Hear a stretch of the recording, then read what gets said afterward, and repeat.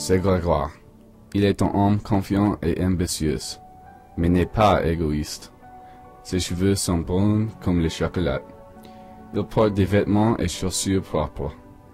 Il travaillait à Macy's pour 3 ans et il est devenu le manager général.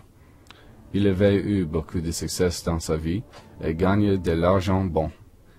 Typiquement, après une longue journée de travail, il rentre chez eux et il passe le temps libre avec sa femme.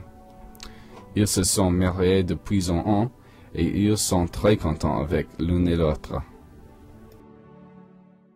Maintenant, il semble que tous les choses vont bien, mais Grégoire a un grand secret. Un secret terrible que lui seul connaît. Malgré son succès, il sait qu'il y a quelque chose qui pourrait ruiner sa vie en un instant. Il pense à sa peur souvent et s'inquiète du jour où il aura à y faire face. Il a eu ce mal fort depuis qu'il était un petit garçon. Il pense souvent du jour quand ça s'est passé. C'était une froide journée d'hiver. Grégoire et sa sœur restaient chez eux.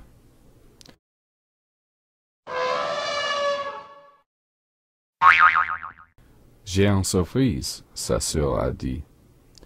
Elle a joint dans un sac qui se trouvait sur le sol. Il était très curieux. Un instant s'est passé.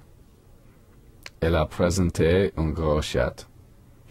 Il l'a examiné et voulait le caresser. Le chat l'attaque. C'était terrible. C'était une journée qu'il n'oubliera jamais. Grégoire se détend après un jour de travail quand sa femme vient de la cuisine.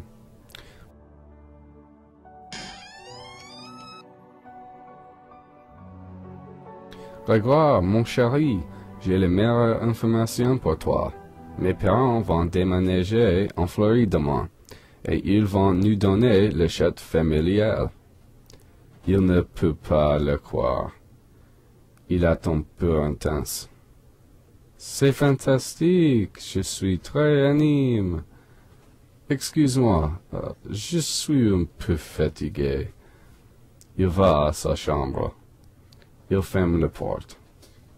Il devient fou de la peur.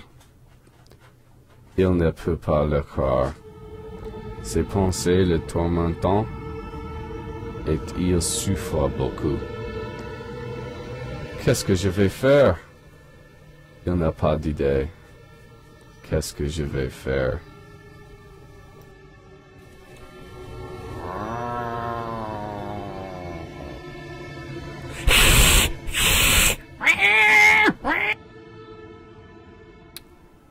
C'est le jour aujourd'hui. Elle entre le salon avec une grande boîte. Son cours est rapide. Il ne peut pas penser ou respirer. Elle présente le chat.